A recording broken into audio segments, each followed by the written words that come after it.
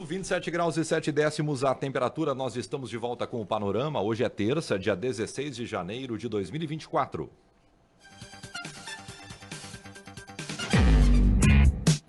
Bate-papo.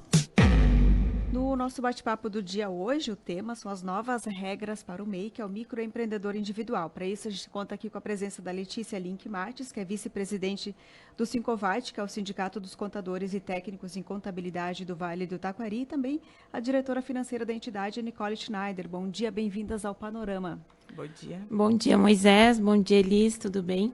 Para nós é uma alegria estar aqui representando a Sincovat, então, né, para falar um pouco desse assunto que ele é tão recorrente, que gera tantas dúvidas, né? Então, a gente veio, assim, para tentar esclarecer um pouquinho algumas dúvidas, falar um pouco sobre o MEI, porque é um assunto que ele gera dúvidas, mas as pessoas muitas vezes não têm fontes para buscar as informações, né? Primeira questão já para a Letícia e para a Nicole. Mudou muito o regramento, novas regras? Mudou alguma coisa de 2023 para o início de 2024? As mudanças são bem pequenas, tá? O que acontece? O que mudou? Com o reajuste do salário mínimo, que foi para R$ 1.412, agora a partir de 1º de janeiro, muda consequentemente o valor do MEI a ser pago, né? A guia mensal que o MEI paga. Então, hoje, para quem é comércio e indústria, paga R$ 71,60, quem é serviços paga R$ 75,60 e para quem é o MEI caminhoneiro, R$ 175,44. A questão do aumento da faixa de faturamento que era permitida já é um assunto que já vem há bastante tempo, né? O pessoal está na expectativa de aumentar essa questão do faturamento. Ele continua para o comércio e serviço R$ 81 mil por ano, tá? Então, existe esse projeto de lei para aumentar para 144 mil, mas esse projeto ainda está em andamento, tá? O MEI caminhoneiro, ele já tem uma faixa de faturamento maior devido à atividade, então, quem é adequado, quem está enquadrado no MEI caminhoneiro, o limite de faturamento anual é R$ 251.660. O que é importante para o microempreendedor cuidar? Se ele abre o MEI lá na metade do ano, vamos dizer que hoje a gente está em janeiro, lá em junho eu resolvo abrir um MEI. Eu não vou poder faturar 81 mil em 2024. Eu preciso fazer a proporcionalidade dos meses, uma média. Então, por esses 81 mil é 6.750 mês. Eu vou ter 6 meses de 2024, eu preciso fazer esse valor vezes 6 meses, né? Por quê? Porque o que acontece? Eu preciso acompanhar essa faixa de enquadramento. Uma vez que tu passa a faixa de enquadramento e tu é desenquadrado, tu passa a ser optante pelo Simples Nacional, que daí é outra tributação, né, de acordo com as atividades. Daí ele paga mais naquele ano e perde o direito de ser MEI. Perde o direito de ser MEI. Ele é enquadrado como Simples. Simples Nacional. Isso aí, ele passa a ser Simples Nacional de forma retroativa, daí, né, de todo aquele ano. E essas exclusões, né, elas estão acontecendo de uma maneira bem significativa, né? O MEI, por não ter a obrigatoriedade de um contador, isso é 99% dos MEIs, né, optam em não ter uma assessoria de um contador porque não quer ter essa despesa. Ele não tem aquele acompanhamento mensal. Como está a minha situação na Receita Federal? Como está a minha situação? Eu estou enquadrado, não estou enquadrado? Porque pode ter esse desenquadramento, porque aquela atividade que eu tinha, a Receita simplesmente excluiu e não quer mais que aquela atividade seja MEI, pode acontecer. Eu posso ter sido excluído de acordo com o meu faturamento, porque eu passei. Eu posso ter sido excluído porque eu deixei de pagar guias do MEI, né? Porque as pessoas, acontece muitos casos que as pessoas abrem o MEI, eu pago 1, 2 meses, depois eu não vou mais usar, aquela dívida vai rolando. Eu fui contratado de CLT, eu não estava mais usando meu MEI, mas o MEI existia, aquele CNPJ existe, vai rolando aquela dívida, né? Vai rolando aquela dívida. E essa dívida, ela tem direcionamento depois para o CPF da pessoa, caso ela não resolva. O CPF dela vai ser cobrado e negativado no Serasa. Então, é fundamental ter essa assessoria jurídica. Contábil. Isso.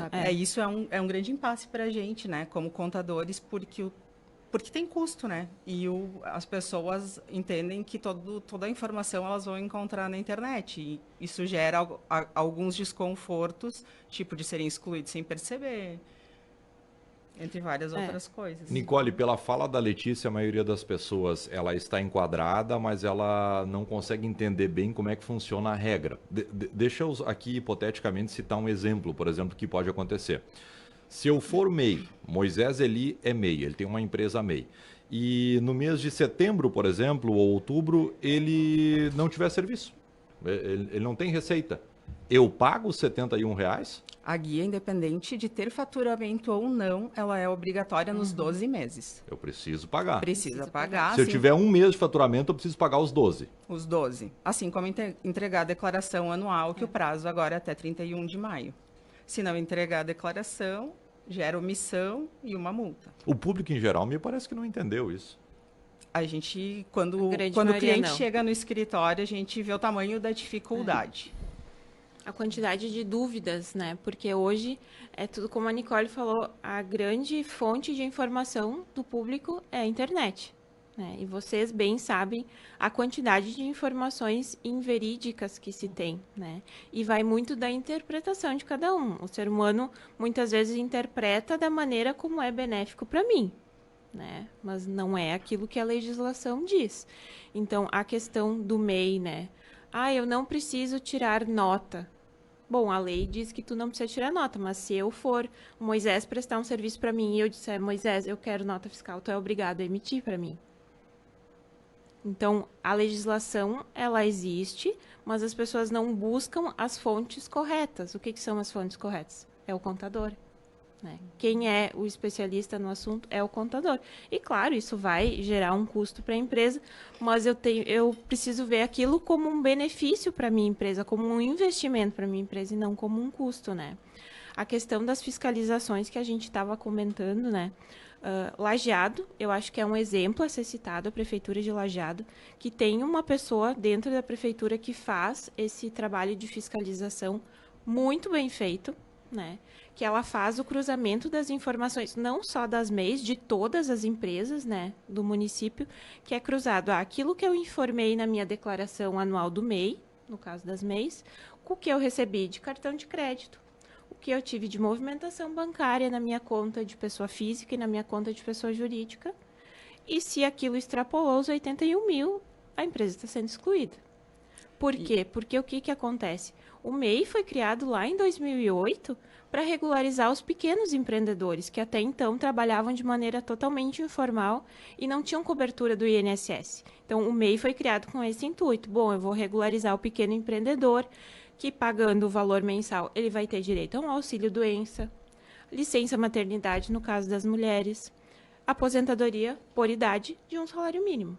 Só que hoje o que acontece? Se criaram MEIs, muitas MEIs às vezes para o mesmo negócio. Uma família tem 5 MEIs para a mesma atividade. E essa fiscalização está ocorrendo, né? Um dos grandes formas de fiscalizar é a maquininha de cartão de crédito, né? E o Pix, né? Então, a gente já teve casos de clientes assim, vem o extrato completo. Bom, na maquininha de cartão de crédito, tu passou 200 mil no ano. O que eu faço? Eu fui excluído. Eu disse, paga. E essa informação, ela chega direto para a prefeitura, né? Que isso é uma coisa que hoje as pessoas têm dificuldade de mencionar, assim.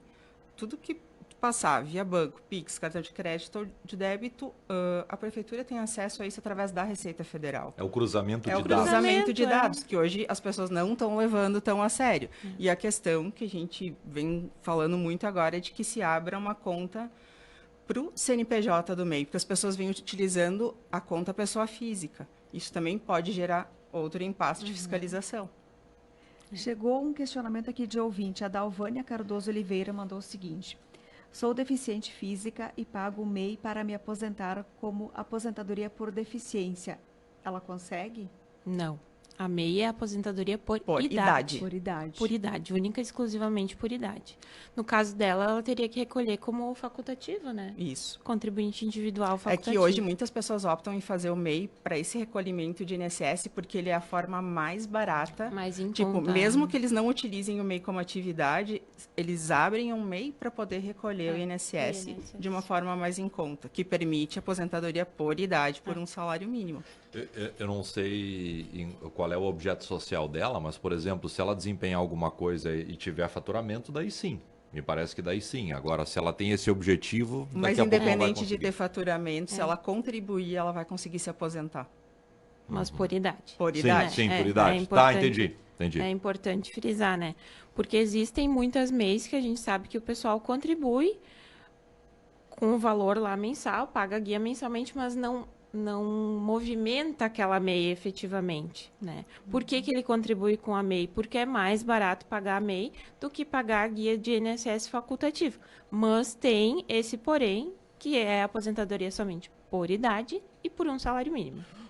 Nicole, o trabalhador com registro na CLT, com carteira assinada, como a gente fala, no modo mais popular, ele pode ter uma MEI?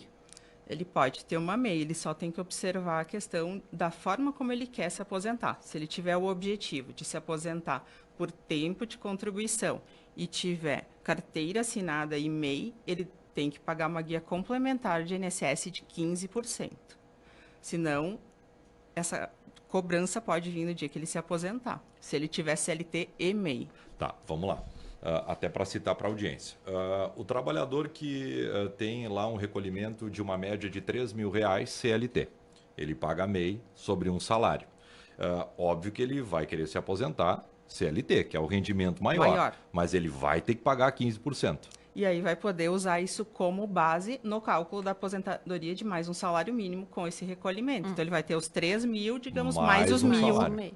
Isso, o mais que o acaba salário do MEI. beneficiando, né? Mas ele tem que fazer esse recolhimento complementar de 15% mensalmente. Se não perde o direito depois. Perde o direito da aposentadoria por tempo de contribuição. Aí ele teria que optar pela idade, por um salário mínimo, ou pagar todo atrasado desses 15%. Sim, e daí tem parcelamento ou não tem parcelamento? Como é que é? Depende Não sei se da a gente já época. teve algum caso, né? Depende do período, os parcelamentos. Normalmente não, né? para poder conceder o benefício. O último Sim. que eu tive não teve. No caso da aposentadoria, normalmente a pessoa tem que pagar para o benefício ser liberado, né? Então, não valeria a pena, vamos dizer, fazer um parcelamento, porque tu teria que ficar esperando e continuar pagando, né? Até tu te aposentar. Questionamento de ouvinte, ela pediu para não ser identificada. Se você faturar no ano, por exemplo, R$ 83.000, você perde o MEI, então. Não tem perdão, Não tem perdão. vai Isso. perder. Outro questionamento. E o Consegue que é abrir uma nova importante, depois? o que é importante, assim, a gente frisar, tá? Se eu for lá e fizer a minha declaração anual do MEI e colocar R$ 81.000, que é o teto limite, tá? R$ 81.000. Mas lá na minha movimentação bancária, no meu Pix, no meu cartão de crédito, cartão de débito, passou 150 mil na minha conta. Passou o ano, eu fiz a declaração, não fui excluído. Só que é importante frisar que a Receita Federal tem 5 anos para fiscalizar de forma retroativa. Então, isso é bem importante frisar. Passei um ano, estou salvo. Não. A fiscalização existe. Prescreve 5 anos depois. 5 anos para trás, a Receita Federal tem prazo para fiscalizar. Isso é qualquer pessoa, não é só MEI. É o MEI, é as empresas do Simples Nacional, lucro real, lucro presumido. Nós, pessoas físicas, na nossa declaração de imposto de renda. Então, a Receita tem esses filtros que ela pode voltar e buscar 5 anos e vir te questionar e vir te excluir do MEI. Enfim, eles vão estar agindo dentro da lei. Então, é importante frisar isso. Aí a Carla de São Bento colocou o seguinte: bom dia, tenho MEI, então só consigo me aposentar com idade. Isso, Isso. só por idade. Com um salário mínimo. Daí a legislação, hoje a gente tem uma legislação, daqui a 10 anos provavelmente teremos outra, então sempre acompanhando a legislação vigente, né? E a Dalvânia, só complementando o dela de antes, que ela questionou por ser deficiente física, né, paga o MEI, né, questão para aposentadoria, ela pediu então qual a idade para se aposentar como deficiente? A questão da deficiência, ela não conta, né? Ela conta a questão da idade de ser homem ou mulher. Que então é 60 e 65. A questão Hoje. do deficiente, ela teria que ver se ela recebe aquele benefício da prestação É, continuada, né? O BPC, Se ele tem algum pecúlio, o BPC se ela já tem algum LOAS, ou benefício. tem algum benefício, né? Então, essa situação em especial, ela teria que ser analisada com mais cuidado, né? Como é o nome da ouvinte? Dalvânia? Dalvânia. A gente até sugere que ela procure uma ajuda, porque ela pode ter uma aposentadoria especial, hein? Ela pode estar pagando, por exemplo, como MEI, ela pode conseguir até de forma antecipada, como ela não tem condição daqui a pouco de trabalhar, uma aposentadoria especial, né? Pode procurar um escritório, até mesmo um advogado que atue nessa área de aposentadorias especiais. Ainda voltando em relação a Perdi o MEI. Eu posso rapidamente abrir uma nova empresa no meu nome? Um novo MEI no meu nome? Tem um prazo? Eu preciso cumprir um rito? Se tu Como é que é? regularizar, vamos dizer que tu tem um MEI. Ah, eu fui excluído porque eu fiquei devendo, tá? Tá. Fiquei devendo lá, fui excluído. Tu pode regularizar a tua situação, né? Pagar os débitos, seja de forma à vista ou parcelada. Paguei aqueles 1.000 e pouco que eu fiquei devendo na Depois média. que tu pagou, né? É dado baixa, feito todos os procedimentos normais, tu pode abrir uma nova MEI. Daí é um novo Um CNPJ. novo CNPJ. Mas se acontecer, né? por exemplo, isso agora, e tu regularizar até 31 de janeiro, tu pode fazer a solicitação para retornar ao MEI com os teus CNPJ atual.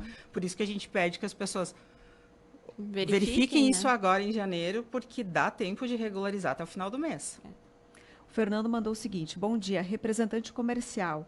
Tem como ser enquadrado como MEI de alguma forma? Não. E por que não se enquadra? Ele já está Porque a questionando. Receita Federal não permite todas as atividades de CMEI, né? Existe uma lista prevista na legislação das atividades que são permitidas ou não de ser MEI. Ele é O simples. caso do representante comercial não pode ser MEI, né?